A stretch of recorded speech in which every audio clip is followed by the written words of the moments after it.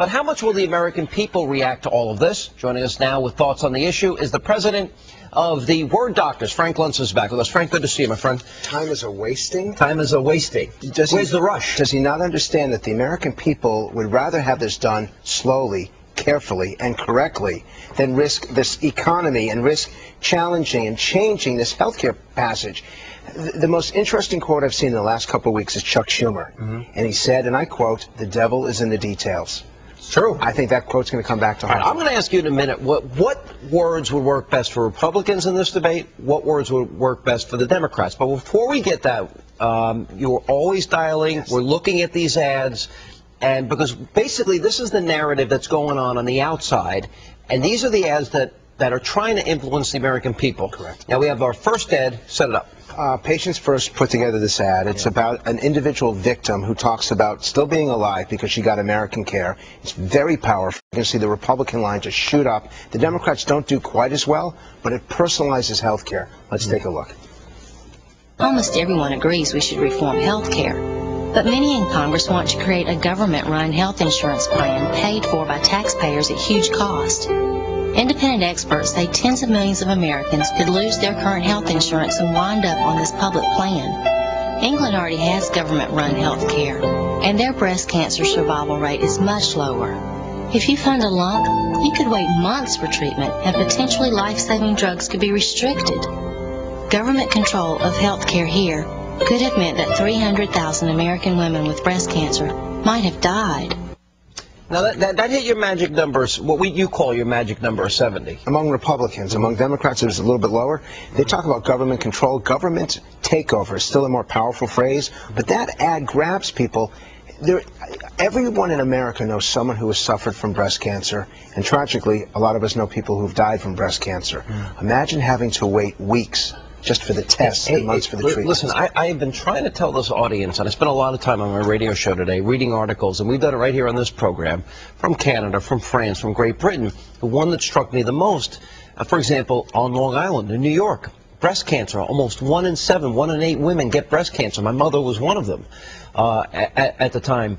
And what's amazing about this is the government rationing body in Britain denied women life-saving drugs because they couldn't afford them. That was a death sentence, Frank. And yet you use the word ration. What the public is even more afraid of is the time that it takes. Yes, that is part of rationing. Two components. One is time, is the other is information. In Germany, they don't even tell you what medication you're qualified for because they want to deny it to you because it's too expensive. I've got one more ad. Second ad. Let's take a look. Okay.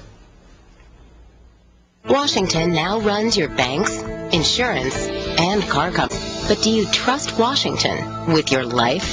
Congress is rushing to take over health care, too, paid for by $600 billion in new taxes and cutting $400 billion from Medicare. Plus, tens of millions will lose their current insurance and wind up on the government health plan. What will happen to your family's health care if Washington runs it? You think this is, you were telling me this is the weakest, although the numbers did go 75 on the Republican side. And they went to 44, almost hit the 50 among Democrats. Look, everyone thinks that health care needs to be changed. They believe that the uninsured do need to be covered.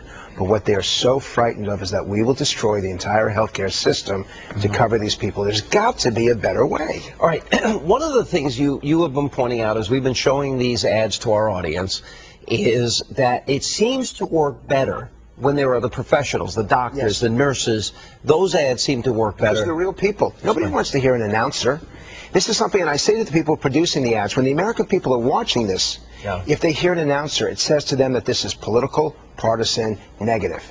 But if the person themselves, either the patient or the healthcare professional is speaking, it has so much more credibility. One of the things that you do so well is you like to break down the words that work. For example, you know, the Democrats are now trying to make the case that this is the affordable choice healthcare system, which is a distortion. It drives me. The person who's using my language, because I did some work on this, more than any other United States senator isn't a Republican. It's Connecticut Senator Chris Dodd. All right. So what I want to do is, if Republicans are out there watching, congressmen and senators, and by the way, we know you watch, or people in the White House right now, Rombo Deadfish, he's watching. Okay.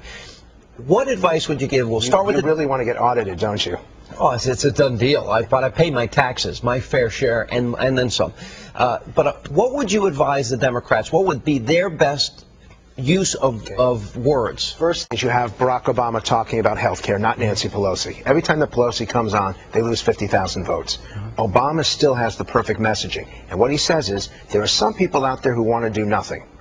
He sets up a straw horse. It's not accurate, because all the Republicans I know want legislation. Right. But by saying that the Republicans are for nothing and he's for change, the American people are for change. He said that earlier today. He said the cynics will say. Yes. And so that's part of, you would argue that it would be best for him to continue. What else would you recommend that they do? They have to define it as the public option, not the government option. If you call it a government option, support for it collapses. If it's a public option, then it's even for the guy behind the camera there. It's for everybody. Although I'll tell you something, two things.